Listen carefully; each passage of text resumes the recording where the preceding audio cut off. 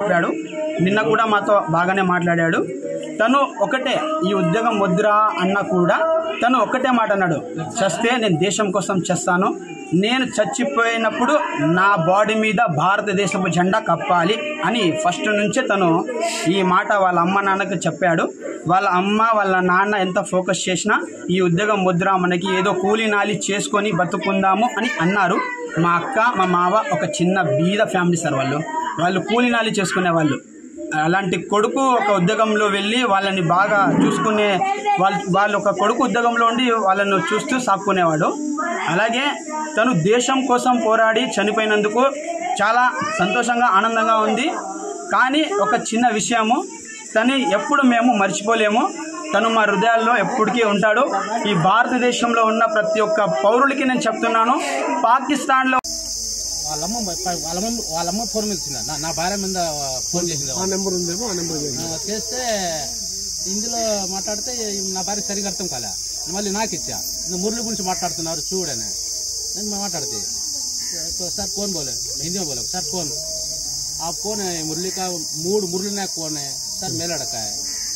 अच्छा, थोड़ा टाइम रुक गया बात करने में, तो उसने बोला रात को 3-3:30 बजे फायरिंग हुआ, उसमें बहुत बहादुरी से फायरिंग किया हो, हिम्मत से बेचारे उसको फिर भी उसको बचाने उसको अपना बचाने की कोशिश किया, फिर भी उसको ज़्यादा बोले दबाव हो गया फायरिंग में, उसमें तुम्हारे लड़के को गोली लग गई, डेड हो गया।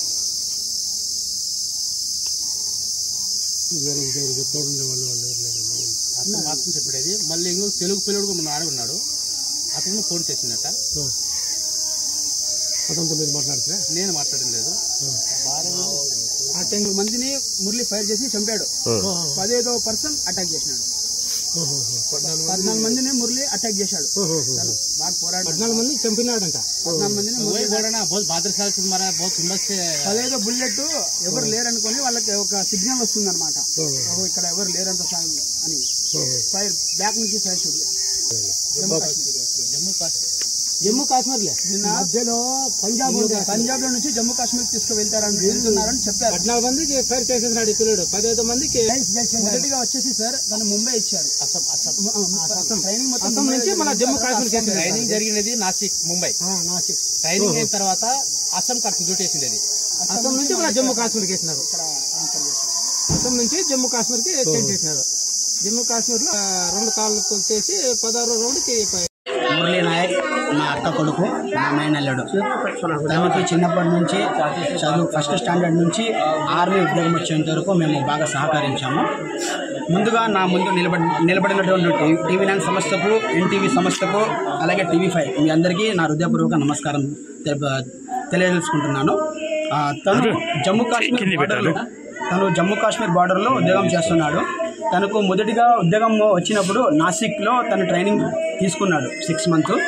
నాసిక్లో ట్రైనింగ్ అయిన తర్వాత అస్సాంకి జాబ్ పోస్టింగ్ ఇచ్చారనమాట. అస్సాంలో 1 ఇయర్ జాబ్ చేశాడు. ఆ అస్సాంలో 1 ఇయర్ జాబ్ చేసిన తర్వాత మళ్ళా పంజాబ్కి ట్రాన్స్ఫర్ చేశారనమాట. పంజాబ్లో జాబ్ చేస్తూ మొన్న అంటే 2 డేస్ బ్యాక్ జమ్మూ కాశ్మీర్ బార్డర్కి అక్కడ వెళ్ళాలి అని తను మాకు ఫోన్ చేసి చెప్పాడు. నిన్న కూడా మాతో బాగానే మాట్లాడాడు. తను ఒకటే ఈ ఉద్యోగం వద్దురా అన్న కూడా తను ఒకటే మాట అన్నాడు, చస్తే నేను దేశం కోసం చేస్తాను, నేను చచ్చిపోయినప్పుడు నా బాడీ మీద భారతదేశపు జెండా కప్పాలి అని ఫస్ట్ నుంచే తను ఈ మాట వాళ్ళ అమ్మ నాన్నకి చెప్పాడు. వాళ్ళ అమ్మ వాళ్ళ నాన్న ఎంత ఫోకస్ చేసినా ఈ ఉద్యోగం వద్దురా, మనకి ఏదో కూలీ నాలి చేసుకొని బతుకుందాము అని అన్నారు. మా అక్క మా మావ ఒక చిన్న బీద ఫ్యామిలీ సార్. వాళ్ళు కూలీ నాలి చేసుకునే వాళ్ళు. అలాంటి కొడుకు ఒక ఉద్యోగంలో వెళ్ళి వాళ్ళని బాగా చూసుకునే వాళ్ళు ఒక కొడుకు ఉద్యోగంలో ఉండి వాళ్ళను చూస్తూ సాక్కునేవాడు. అలాగే తను దేశం కోసం పోరాడి చనిపోయినందుకు చాలా సంతోషంగా ఆనందంగా ఉంది. కానీ ఒక చిన్న విషయము, తను ఎప్పుడు మేము మర్చిపోలేము. తను మా హృదయాల్లో ఎప్పటికీ ఉంటాడు. ఈ భారతదేశంలో ఉన్న ప్రతి ఒక్క పౌరుడికి నేను చెప్తున్నాను, పాకిస్తాన్లో ఉండే ఉగ్రవాదులకి, లోఫర్ నా కొడుకులకి, నా కొడుకులకి కూడా వదులుకోకుండా వీలైతే మోదీ సార్ గారికి రిక్వెస్ట్ చేస్తున్నాను, 2 రోజుల్లోనే ఆ పాకిస్తాన్ మొత్తం మొత్తం సర్వనాశనం అయిపోవాలని నేను కోరుకుంటున్నాను. జై హింద్, జై భారత్. నాకుండే 2 కొడుకులకి కూడా ఆర్మీలోనే పంపిస్తాను. ఆ దేశం కోసమే పోరాడతాం, దేశంతోనే ఉంటాము. పాకిస్తాన్ నా కొడుకులకి తరిమి కొట్టాలి, నా కొడుకులకి సర్వనాశనం చేయాలి. మోదీ సార్ గారికి రిక్వెస్ట్ చేస్తున్నాను. ముఖ్యమంత్రి గారు సెపరేట్ గా మన రాష్ట్రం తరఫున అందజేస్తారు, ప్రధానమంత్రి గారు అందజేస్తారు. ఈ సేవలు గుర్తిస్తాం. నా వంతుగా కూడా మీకు ఆసరాగా ఉండాలని 5 లక్షల రూపాయలు అందజేస్తున్నాం.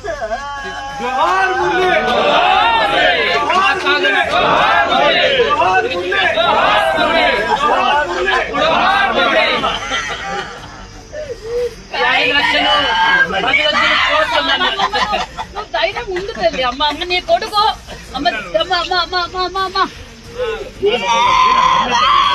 నువ్వు వీర మాధవి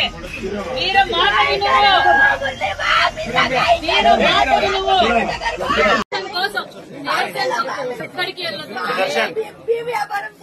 అమ్మకి ప్రాణాలు అర్పించినాడు. మేమంతా నీతోనే ఉన్నాం తల్లి. అమ్మా నీకు ఏ చూసుకుంటాం. ముఖ్యమంత్రి గారు కూడా ఘన నివాళులర్పించి ఎంత త్యాగమా మా బిడ్డదని చెప్పారు. దేశం కోసం ప్రాణాలు అర్పించాడమ్మా.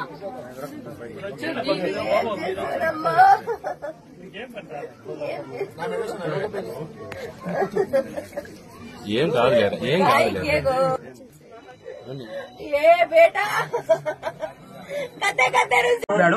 నిన్న కూడా మాతో బాగానే మాట్లాడాడు. తను ఒకటే, ఈ ఉద్యోగం వద్దురా అన్న కూడా తను ఒకటే మాట అన్నాడు, చస్తే నేను దేశం కోసం చేస్తాను, నేను చచ్చిపోయినప్పుడు నా బాడీ మీద భారతదేశపు జెండా కప్పాలి అని ఫస్ట్ నుంచే తను ఈ మాట వాళ్ళ అమ్మ నాన్నకు చెప్పాడు. వాళ్ళ అమ్మ వాళ్ళ నాన్న ఎంత ఫోకస్ చేసినా ఈ ఉద్యోగం వద్దురా, మనకి ఏదో కూలీ నాలి చేసుకొని బతుకుందాము అని అన్నారు. మా అక్క మా మావ ఒక చిన్న బీద ఫ్యామిలీ సార్. వాళ్ళు కూలీ నాలి చేసుకునే వాళ్ళు. అలాంటి కొడుకు ఒక ఉద్యోగంలో వెళ్ళి వాళ్ళని బాగా చూసుకునే వాళ్ళు ఒక కొడుకు ఉద్యోగంలో ఉండి వాళ్ళను చూస్తూ సాక్కునేవాడు. అలాగే తను దేశం కోసం పోరాడి చనిపోయినందుకు చాలా సంతోషంగా ఆనందంగా ఉంది. కానీ ఒక చిన్న విషయము, తను ఎప్పుడు మేము మర్చిపోలేము. తను మా హృదయాల్లో ఎప్పటికీ ఉంటాడు. ఈ భారతదేశంలో ఉన్న ప్రతి ఒక్క పౌరుడికి నేను చెప్తున్నాను, పాకిస్తాన్లో ఉన్నాడు. నిన్న కూడా మాతో బాగానే మాట్లాడాడు. తను ఒకటే, ఈ ఉద్యోగం వద్దురా అన్న కూడా తను ఒకటే మాట అన్నాడు, చస్తే నేను దేశం కోసం చేస్తాను, నేను చచ్చిపోయినప్పుడు నా బాడీ మీద భారతదేశపు జెండా కప్పాలి అని ఫస్ట్ నుంచే తను ఈ మాట వాళ్ళ అమ్మ నాన్నకు చెప్పాడు. వాళ్ళ అమ్మ వాళ్ళ నాన్న ఎంత ఫోకస్ చేసినా ఈ ఉద్యోగం వద్దురా, మనకి ఏదో కూలీ నాలి చేసుకొని బతుకుందాము అని అన్నారు.